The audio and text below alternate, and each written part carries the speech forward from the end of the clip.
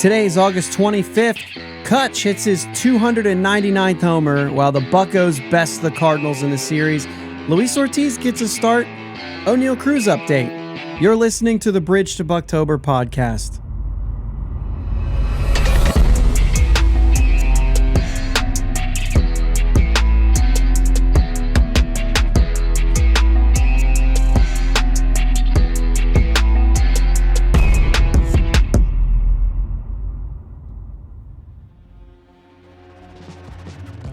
Yins guys, thank you for listening to the Bridge to Buctober podcast, where we talk all about them Pittsburgh Pirates and that. My name is Josh, and I'm joined as always by my brother Jake. What's up, Jake? What's going on, man? Well, we sat here until this Thursday game was over just to see if they were going to do anything special. I mean, you can't hit record before it happens in case it happens. Right. No matter what you feel like is going to happen, you have to wait it out and see. 100%. Because if you do it, well, I guess we would have still been watching it. I don't know. Yeah. Here's the deal. Let's tell the honest truth. I have a 1-year-old who wasn't going to bed and a wife who actually needs to go to work tonight at 10, which is a very rare thing. Matter of fact, I'm pretty sure this has never happened. But they've got something going on. She needed to go tonight. And I was very close to doing this episode with a 1-year-old in my arms and just winging it. That'd have been hilarious. And she's like, you can't. I'm like, I can do it. I'm just going to do it. And so she handed me Max.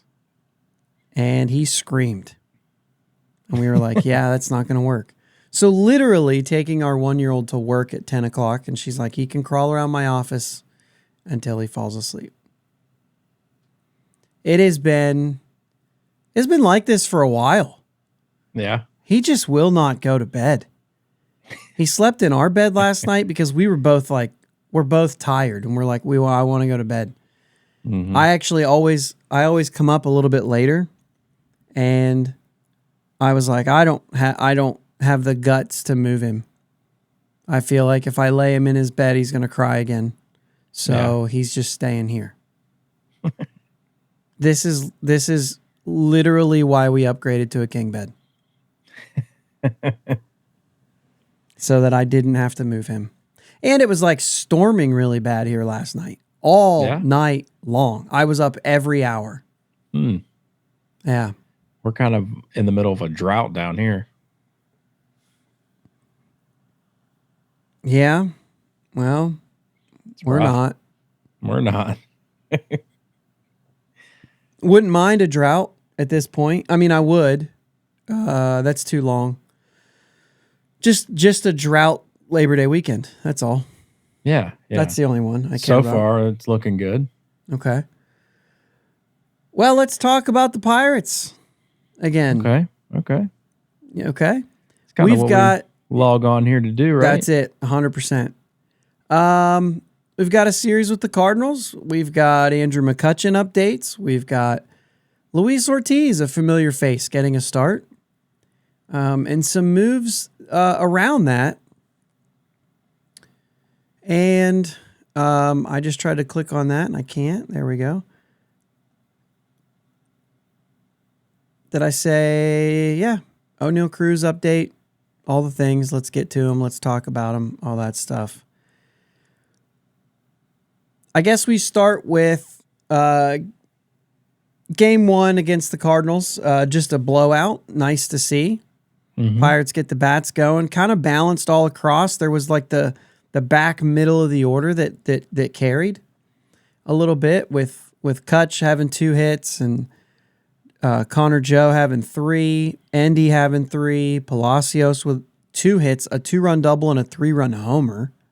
Mm-hmm. Big day for Josh Palacios playing against his brother. That was the big story, right? Right.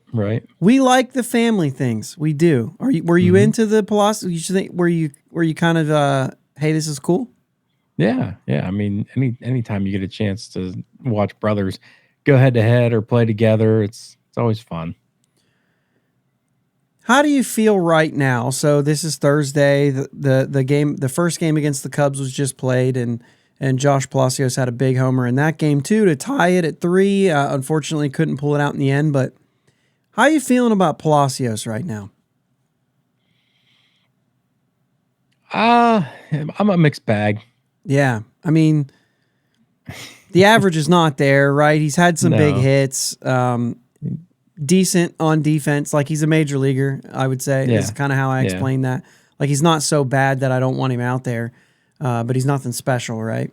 Right. Yeah, I don't know. I mean, like I said, the average is not there.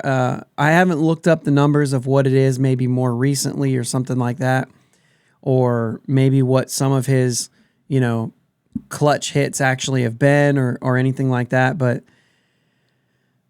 yeah, I'm not sure. Just seems like he swings for the downs every single swing. Yeah. Like there's no such thing for him as a 2-strike approach. And that's not strange, right? I mean, a lot of guys are like this right now. Yeah. I just think he carries himself like he thinks he's a lot better than he is. And I don't think he's a bad player. Like, I'm not saying that to say he's not a good player. Like he's a fine ball player, but man, he was on MLB Network with his brother. Like they were both there with Harold Reynolds and the whole deal. And it was kind of like, I don't know. It did feel like it was more than, you know what I mean? Yeah. Even like the conversations where, they had an uncle that played and he had 3 home runs in his career. And he's just like, yeah, we give him a hard time. We got him already. And it's just kind of like, yeah, I don't know. I don't know. I mean, I didn't look up the numbers. In game, he just kind of gives that, not to this extreme, but like a Javi Baez feel. Ooh. Like he's just very, I don't know. The problem with the only problem I have with he that has a little more fun than him. But the only problem I have with that is Javi Baez is like, he's kind of, I don't want to use this word. He seems like he's not thinking when he's playing.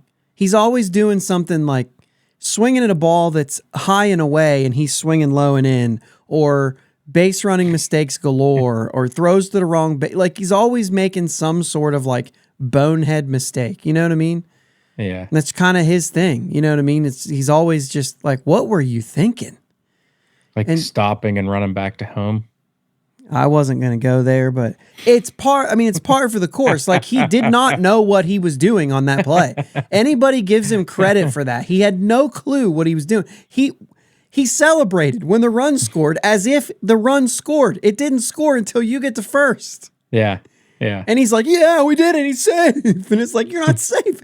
The guys in his dugout are like, what are you doing, man? You got to go to first. Anyway, obviously, I mean, I can say this because it's not somebody's character. That was a very dumb play by him. It was just outdumbed by the first baseman. So anyway, I feel like we'll just never. We will. There will be a day where we won't think about that. There will be a day where we say, "Oh, remember that time," instead of like that time. I know you remember it. You know what I mean? Right. But anyway, that's the only reason. I don't think Palacios looks like he doesn't know what he's doing. No, I feel like Baez always looks like you don't know what he's doing. I was just thinking like the arrogance level. I wasn't really talking about his play. Okay. Just thinking about like his actions more. Yeah. Once again, though, like it's his actions that are. I get it. Maybe just I don't know. Yeah, I see what you're saying though. I see what you're saying. It's the arrogance. Mm-hmm. I think there's a fine line, right? Confidence, arrogance. I think you got to have the confidence. So without that, how does this line up with I mean, you got Cal Mitchell, you got Caden Smith-Njigba, you got Palacios. These are your 3 corner outfielders. Look like they can show a little bit of pop here and there. Different levels of defensive ability. I don't know. When you're looking at this roster, if I have to pick one or 2, like what does it look like? I mean, if I who's have the to pick best 2, chance right now of saying like, I think this guy fits the role of a 4th outfielder? That's what they're competing for. Right. I like Smith-Njigba. I think that the only thing we have not seen from him really is, can you not play and still produce? Right. To a decent level. Because the 4th outfielder doesn't have to bat 280. You know what I mean? And that's just provide me with some hope when you're up to the plate. And that's kind of what I see from Palacios right now, because he's the way he is. Like, yeah, he might go 1 for 5 when he gets a start. Now, I know he's playing more often right now, but if he has a chance to impact the game by hitting a big 2-3 run homer, then you know what I mean? Like, that's the kind of guy I want to pull off my bench, a guy who I feel like could do some damage. I mean, Smith-Njigba and Cal Mitchell both do damage in AAA. It's just, can they get to the next level at the next level and have any kind of production? I mean, we have to see these guys play for the Pirates this year again. We have to. There's 40-man roster decisions to make, and I'm afraid that we've got too many guys who are the same guy, and you can't just guess. Right. Like, you can't, you know what I'm saying? I think they're doing that a little bit on the infield. You know, I think instead of bringing Triolo up again, they get Capra up there. Who's the other one? Boy, Capra's got it written all over him. I think that is, hey, we're going to do what we need to do with some guys like Nick Gonzalez and like Jared Triolo. And Capra is the guy who I think they're just kind of, hey, he's been hitting well, let's give him a shot while we're working on these other things. But I mean, it's all over. It's written on the wall to me. When the 40-man roster crunch comes this offseason, he's gone. Yeah. That's what it feels like, right? Now, I said that about Valade too, and it did well. I mean, not at the same time frame, but I couldn't believe that time frame either. So what I'm going to do here while you're saying more is I'm going to pull up and see what Triolo's been doing. I feel that's still Capra. But I mean, they could even be giving Capra a shot to prove that he's worth a little bit. You know, maybe package him into a deal with like some super long shot minor leaguer that, you know, may or may not be anything at all, but at least we've got something in return than just losing him. So Triolo's played 1 game. He played third, short, third. And by the way, when was this? This was today. We had 2 homers from Smith-Njigba today. Now up to 13. But Triolo did play short yesterday. And the day before that, he hit his 2nd homer in AAA. He's playing third, 3 for 4. Did I say triple? Homer? AAA. That's what I said. Yeah, 2nd homer. To me, he should be playing shortstop. Yeah. Because more reps. From where we sit, I kind of feel like that should be the plan.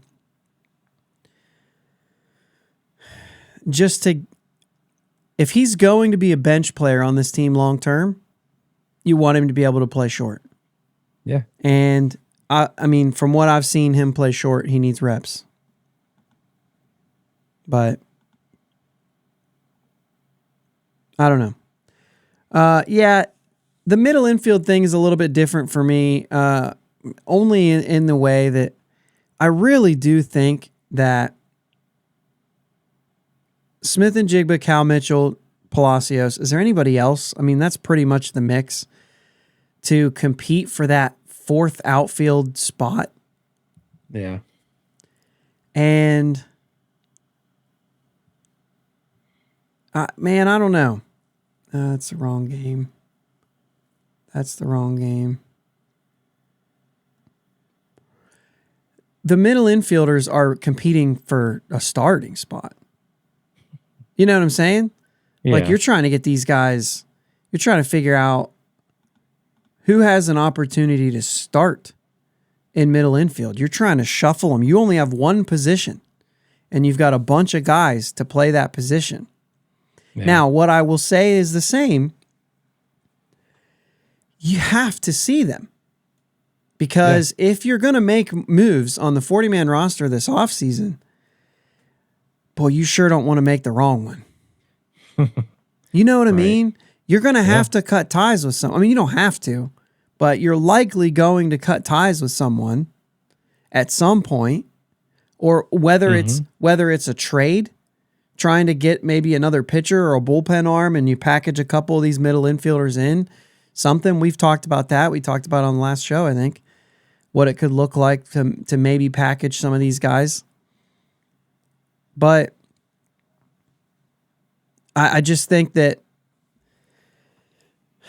if you're going to make those moves, you want to make sure you're making the right move. Yeah. And you still like Nick Gonzalez. Yeah. You still like Leo Verpagero. You still like Triolo? You still like Alika Williams? I don't know. I mean, the glove's there for sure. Right. But, where do you go from there? I mean, I know we've gone straight down there, but you're just diving in. I mean, we talk about these series, but we don't really do recaps. You know what I mean? We're just trying these are just the talking points. And Palacios, to me, this was the game that he had the big game and today. So, this is what I was talking about. But I just think you got to see Cal Mitchell, Kanan Smith-Njigba again and see if either one of those two get hot, get them up here. I just don't know how you do it. Right. I don't know how you do it with the roster that you have right now. You get people on the IL again. Well, that's true, but I'm saying on purpose. I don't know how you do it on purpose. I mean, I could say I'd be ready to just see. I mean, let's be fair here. If you think that it's important to see what you have from these guys, then how much are we needing to win the little things? If Connor Joe plays first base, if we just say, Rivas, hey, that was fun, but you know what I'm saying? That's not working out. Right. And is there a way you would say, Rivas out, bring one of these guys in, Connor Joe, first base, so that we can open up some outfield at bats for these guys? And maybe you don't even open up outfield at bats. I don't really know, because right now he's playing and Sawinski's not, and it's, you know what I mean? They're just trying to figure stuff out. Yeah. But Connor Joe's been at first base a lot more, and I know he's not maybe the greatest player at first base and, whatever, but I just think it's more important to see what you have from those two guys than what you have from Rivas. Rivas he's another guy. I don't see him lasting the offseason. Right. No, that's a good point. And I think that's a fair, I think that would be fair to do. Unless you spend a ton of money on starting pitching and don't prioritize first base and just say it's going to be Rivas. But you went out and got legit starting pitching. That's the only way I see you not paying attention to first base. Right. You want a funny one? Mason Martin's hitting about 286 in AAA. I love bringing that up when you talk about first base, just to have somebody that's listening just went, oh, geez. Here we go with Mason Martin again. We cannot bring this guy up again. Anyway. Bring him up again? Well, no, no, you mean just in like conversation. talk about him. Yeah, bring him up in conversation. Yeah, sorry. All right, 6-3 win on Tuesday, Oviedo. You like that start? 4 hits, earned run. It's just 5 innings, but gave up the solo homer to Richie Palacios. Only 1 walk. All in all, like a decent outing. Yeah. I mean, I don't think I got to see very much of that game, but I mean, it's definitely, I don't want to say a step in the right direction, but it's getting him off that. Yeah. Was it 2 straight really rough starts? Yeah, Moretta went 1 2/3 after that. 3 hits, 2 runs, a walk, and then a trip to Indianapolis after that. It's rough, right? They did it to bring up Luis Ortiz. I think there was a lot of questions of why him. Mixed bag though. I did see. I've talked to a couple people the last couple of days who, just maybe not as high on Moretta as they were maybe at the beginning of the year. I mean, he's had an injury. He's, you know what I mean. He's had a few rough outings. I still think that he's a good pitcher. I think he's good for the team. Mm-hmm. Good for that bullpen. I think he can be used correctly and incorrectly.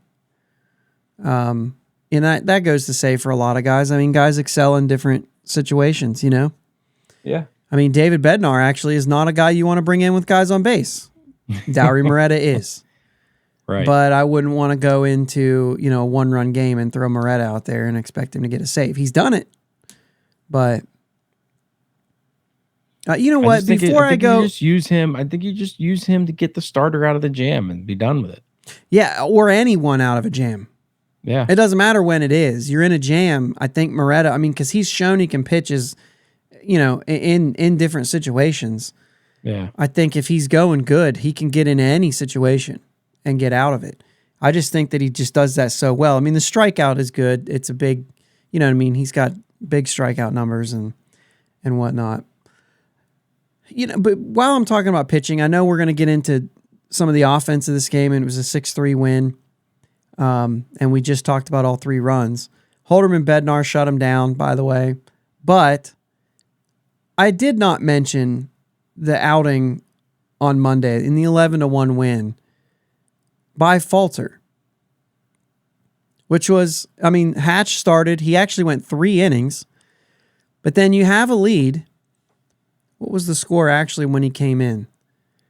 So he went 3 innings. The 4th inning started Falter. We were up 4-0. Falter comes in. We score 4 runs after his first inning. And you're already up 8-0. He makes that 8-1 on the solo homer that he gave up. And then he just pitches the rest of the game. 8 strikeouts, just 2 walks, and it was 6 innings. Certainly the best we've seen from him. Yeah. He gets his first win of the year. I don't want to go without saying it was a good outing. Yeah, for sure. There you go. I said it. So Tuesday night, McCutchen hits the home run, 299. And we'll talk. Well, let's get through these games, and we'll talk some McCutchen. Let's talk about whatever else we found throughout the games, and then we'll talk about McCutchen and home run 299 and some of the significance of what we're about to see. Hopefully this weekend. Yeah. Joe gets 2 hits. Team was 4 for 9 with runners in scoring position. 6 runs. All in all, pretty good game. Pretty good game for the Pirates. Win the series. Good job. Good job, guys.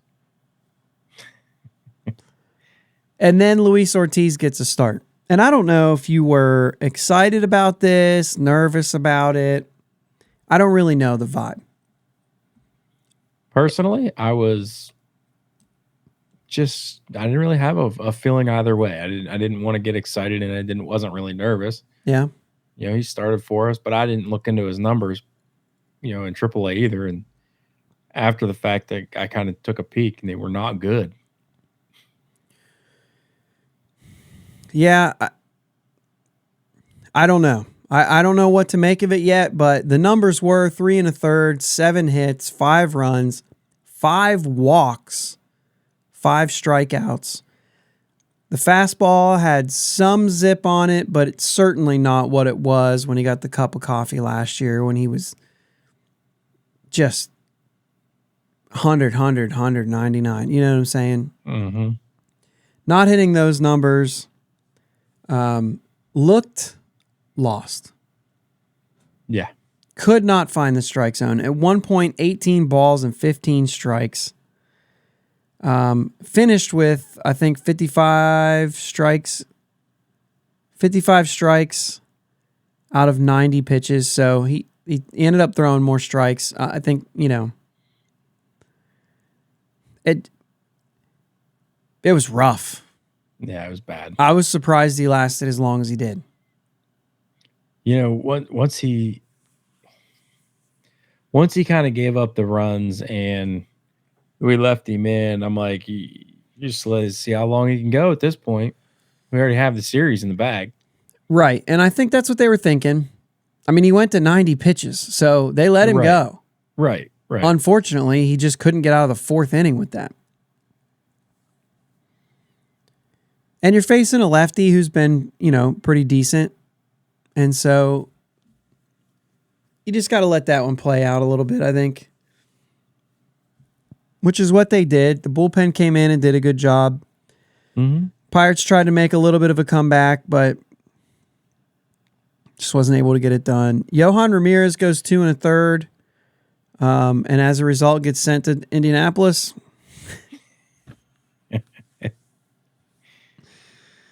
Which is actually the guy that I would have sent down instead of Moretta, but whatever. I think that we're in those times now where like these guys that are they're going to go up and down as they try to figure out what they're going to do about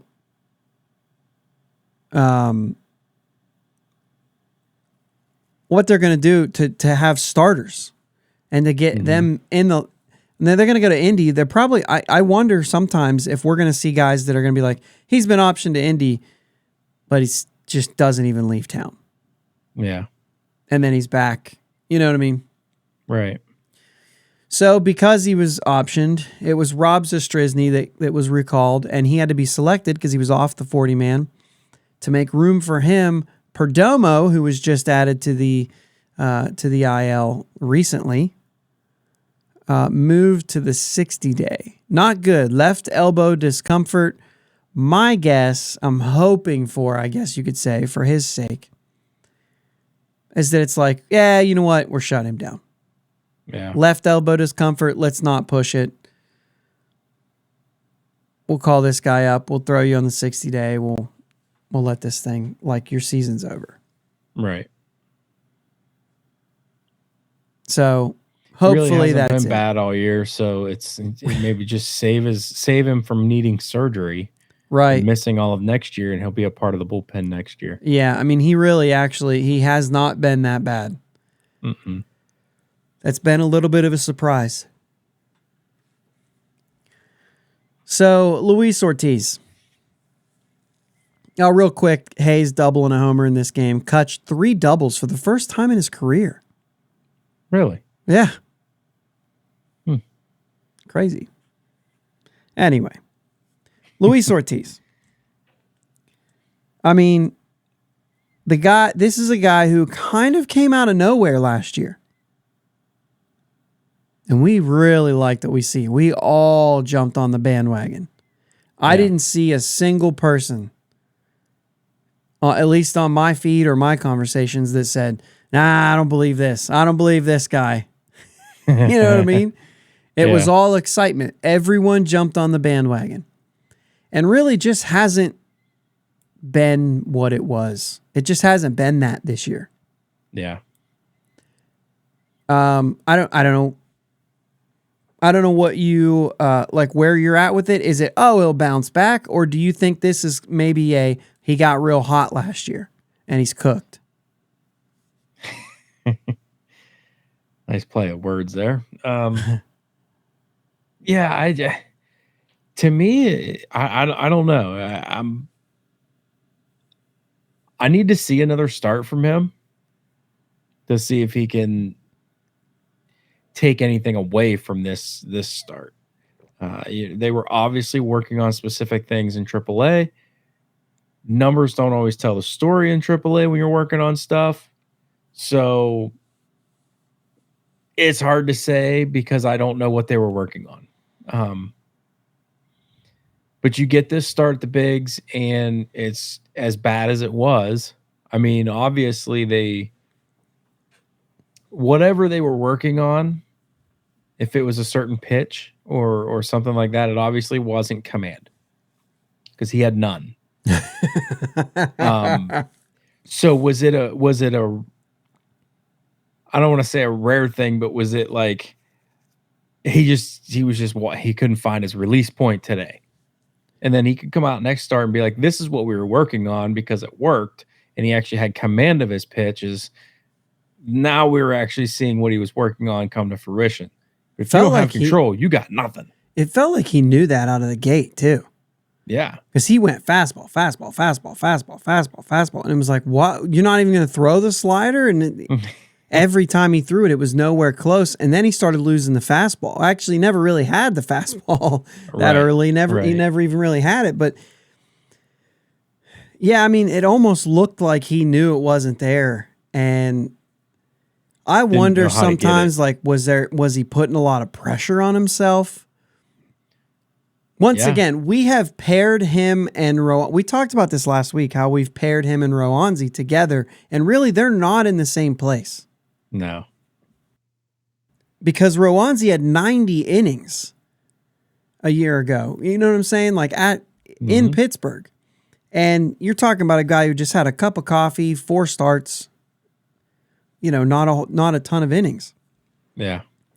And not to mention when Roansy came in the deal, it was like, wow, we got a good pitcher in this trade.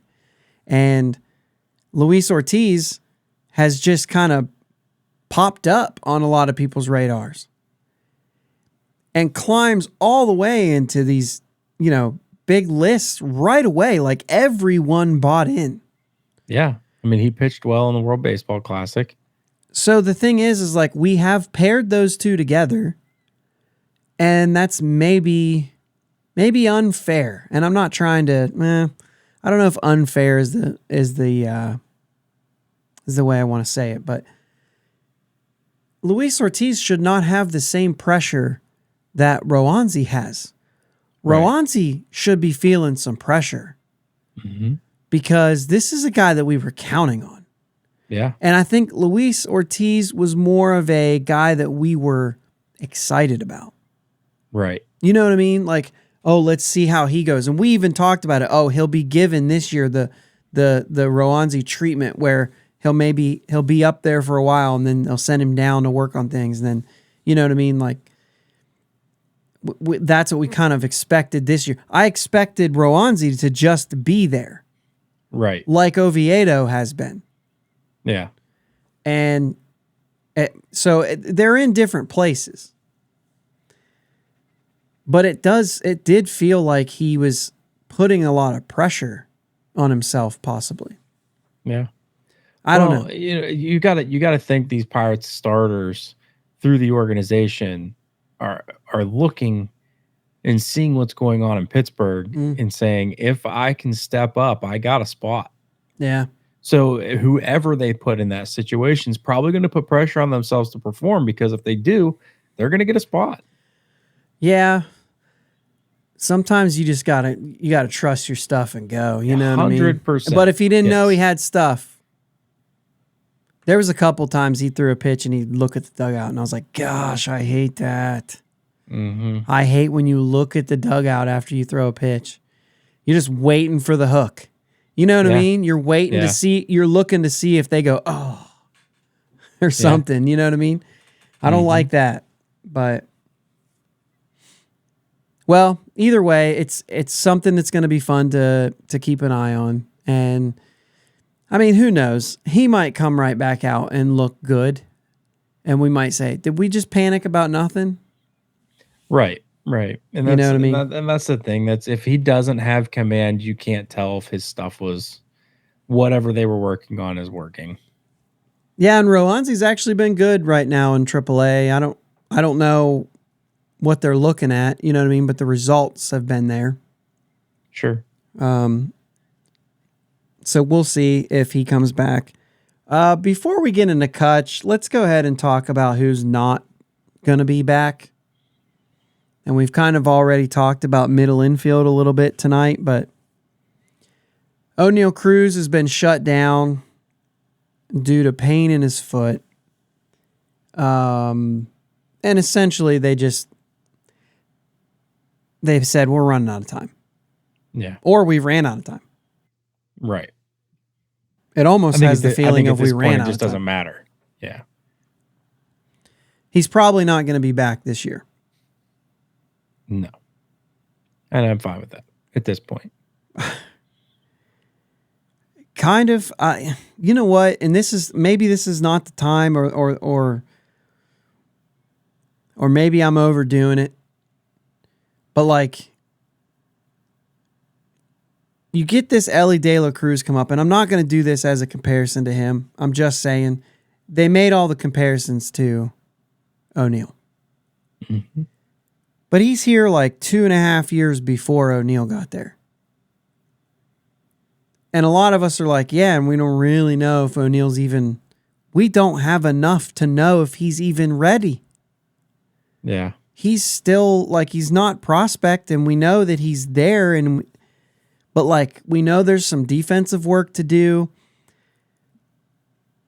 There's holes that we really needed him to work through this year. Yeah. Confidence that he will. You see what I'm saying? Like, that's not a problem. But he's about to be 25. He's just not a young, exciting player anymore. He's going to have to just be an exciting player. Right. And this changes a lot about what the future looks like. And if this guy's going to have to go through the lumps next year, we needed him to be in the middle of this lineup. Or the top of this lineup somewhere. Right. Yeah, and that's what I mean at this point, though. At this point, there's not a lot. I mean, you're going to get something out of playing, but there's what, a month and a half left? I'm not even disagreeing with that. There's no time for him to come back now. The minor leagues eventually, soon enough, are going to be shut down. And he's not going to have anywhere to do any kind of rehab assignment, which means he's not going to just get thrown to the wolves after not playing for 6 months. You know what I mean? Like, that's just not a thing. He's not going to play. I'm just talking about what that means. Like, this injury, for a guy like him, who's supposed to be an impact player, I just don't know. Like, I don't know what kind of an impact he can be when he hasn't. Like, we have no idea what he is now. We have no idea. I mean, like I said, I'm fine if you think that I'm overreacting. I'm fine with that. And if people want to say like, oh, we know the power's there, it's all real. It's recency bias, or it's you forget what you don't have, or something like that. You know what I mean? Or what you forget what you have when you don't have it, or I don't know how the stupid phrases work, but the idea is that, I'm a little bit nervous at this point. This was supposed to be a bright spot. A bright spot. It's really and I think that's an okay take. I'm not gonna jump on you for that. I mean, both. I don't really know either. I'm just my thing is health. I'd rather you completely be done healing instead of trying to come back early at this point. Just shut him down for the year. Maybe, go play some fall ball or winter league or do Yeah, something I mean, and sort some stuff out, get your swing back and get ready for next year. I mean, we're gonna need him to not necessarily be able to go through all the stuff you're talking about. I mean, we're gonna need him just to come in and be good, right. which is gonna be really hard for him.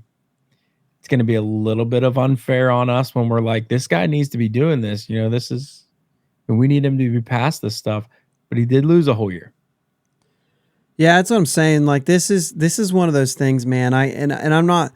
I know what this is going to sound like, right? It's going to sound like excuses and whatnot. But like,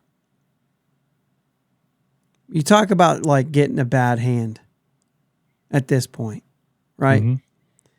There's just a few things that have been like, everything looked to be on track. And all of a sudden, you come into the year that's supposed to be the last bad year, but we were supposed to see all these signs of hope. And two of the guys that we were supposed to see, Roanzi and Oneil Cruz, blossom into what we were really excited about in 24. And now both of them are big time question marks. And it's unfair to say somebody's a question mark due to injuries, but the fact that like you haven't put in your time yet. Yeah. You haven't gone through it takes a minute to you know what I mean? Some of these guys can jump right in and I mean, I don't know, man. It's definitely difficult. He's going to be 25 years old. And we're going to be talking about a guy who got a whole year of service. Mm-hmm. So when you look at his service time, it's going to look like he's playing. But then you look at his at-bats, and you're going to be like, oh, geez, this guy's still practically a rookie. Not quite. But, I mean, you know what I mean? Like, yeah. It's nerve-wracking. Let's talk about Andrew McCutchen. Let's talk about something a little more positive. That's why I did that. I was like, let's throw that in here. Let's get this Cutch stuff to wrap up this episode here. Home run number 299. We're looking for that number 300. Yeah. And you know what I mean? Like I've really been. He hit the 299, and Katie looks at me and she's like, "We going to the game Saturday?" And I was like, "He might hit it before then." She's like, "Okay, but we going to the game Saturday? If he doesn't?" And I was like, I don't know if I want to drive all the way there. And she's like, I think you do. And so like you start thinking about it and you have other people say like, it's number 300. What is it? That's a big number. Yeah. And I had somebody else like who doesn't follow baseball say, is that like a lot? Like, is that you know what I mean? Yeah. It's a good number. Right. To me, 300 is a number that says I'm legit. Yeah. Like I was the real deal. Mm-hmm. And sure, you could end with 299 and still say it, right? Right. But there's just something about that. You flip that number and it means something. It could be anything. 310 is the same thing as 300. You know what I'm saying? 350 is probably really the same thing. You're going to see that 3. That's going to be the important thing. Mm-hmm. You 299, you still see it too. Right. And I think that's just like, that's that number that says I was the real deal when I played this game. Now, when you jump into 500, it's like I am elite. One of the game's great home run hitters, right? Right. And he's not going to even get to 400. You know what I'm saying? Like this. Right. I think that was one of the things that Katie said when we were talking to our friend is they said this is his like last milestone that he'll probably hit. And like I said, 50 doubles, or 50 triples, we talked about this, like that's not a milestone. It's a cool number, I guess, but it's not a milestone, right? Yeah. The milestones are the hundreds. And you just, you know what I mean? You get there or you don't. And it makes a big difference. That 3,000th hit for Clemente was a huge deal. Like that got him that 3. And that's a big number. And 300 homers is like that. It's a big number. it's not like, and I'm gonna say a lot of things. I got a bunch of numbers. You guys know that I'm coming with numbers. And I'm not making a Hall of Fame case for Andrew McCutchen. Okay? That's not my goal here. My goal is to just talk about what 300 homers does for Andrew McCutchen as a career, to look back and say, what did he do? Not Hall of Fame resume.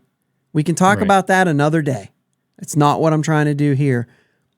But to understand what he's done, you have to look at, have Hall of Famers done that? Because we know they're good. Right. And how many guys who aren't in the Hall of Fame have done this sort of thing as well, to say like, yeah, well, he's with those guys. You know what I mean? Mm-hmm. So I'm looking at non-active players right now with at least 300 home runs, 2,000 hits, 400 doubles, 200 stolen bases. And go ahead and throw in the 50 triples. These are guys who are not in the Hall of Fame who've done those things. Okay?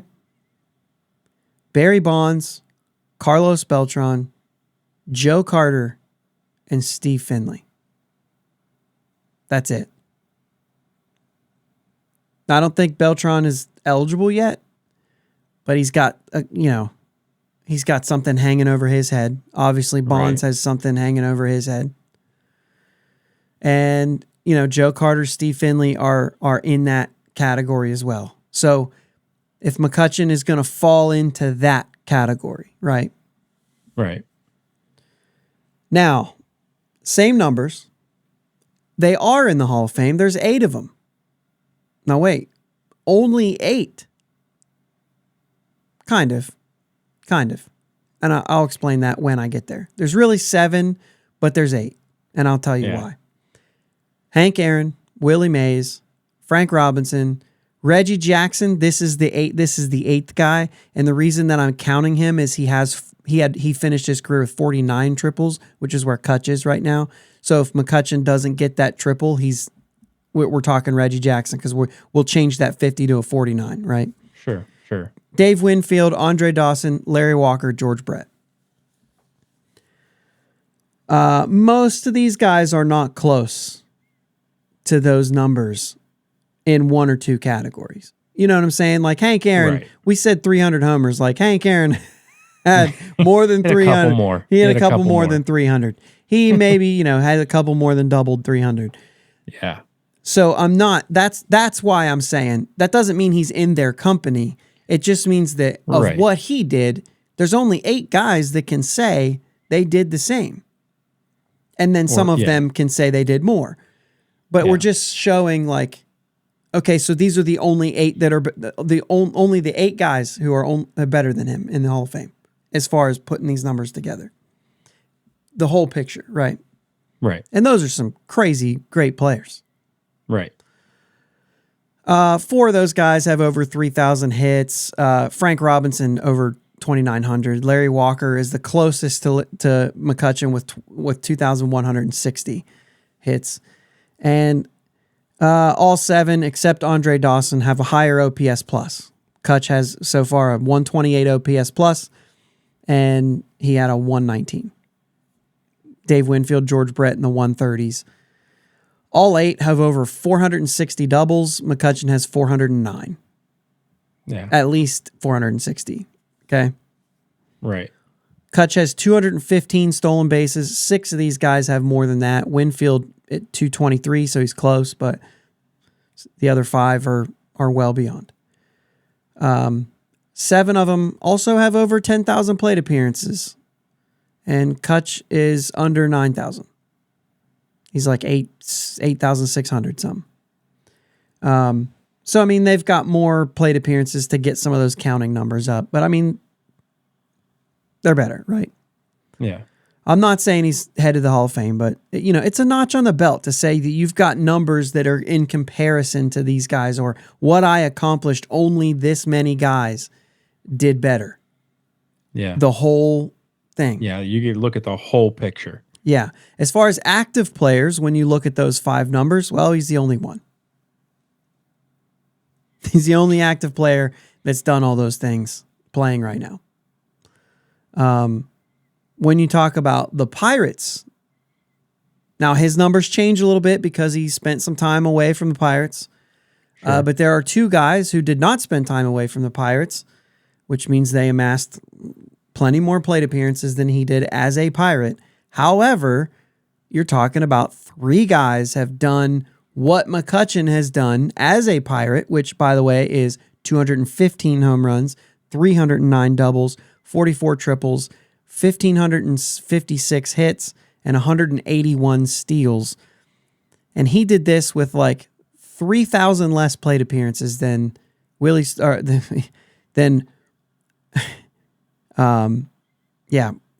and Clemente. Yeah. Are the two. And obviously Stargell has 475 homers, right?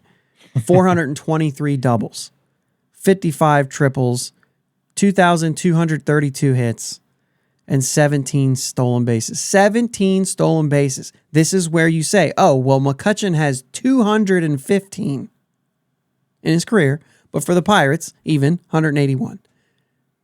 Clemente had an outrageous 166 triples. Still only stole 83 bases, where McCutchen stole 181 as a Pirate. 215 in his career, which these guys, their whole career was as the Pirate. So you kind of have to count the career numbers, but even as a Pirate, like, you could say this guy's a top 3 as far as just a hitter for the Pittsburgh Pirates franchise. Yeah. You know what I'm saying? Yeah. Yeah. So even his career numbers are either 1,000 or 2,000 less plate appearances than them. So, like I said, he doesn't make up for a lot of those numbers. Maybe Clemente, maybe he gets up to the same number of home runs Clemente has as a Pirate if you had more as a Pirate. But Clemente had 240 homers. Cutch he's about to hit number 300. 440 doubles. McCutchen's, 409, so he's close. You know what I'm saying? The numbers are there, though. They're on par with these guys. He's got to win a championship. That's not going to happen for him, but you know what I'm saying? Like, he's not going to get there. Right. But he's a great player, and certain milestones are important. And I just think that 300 is one of those. You could say all of this is the same if he has 299, because I looked it up. It is. But there's still, like, get that 300. It changes things. Yeah. 157 players have hit 300 home runs in the history of Major League Baseball. 157. Yeah. Like, it's not, you're not writing your ticket to Cooperstown. No. But it's the real deal. I think he's writing his ticket to, a plaque at PNC. Yeah. Almost no doubt. That's almost done already. Yeah. But, I mean, I think these numbers put him in conversations for Cooperstown. Like you said, this is a conversation for another day. But yeah. But definitely is not just put him in there. And I think we've made that clear.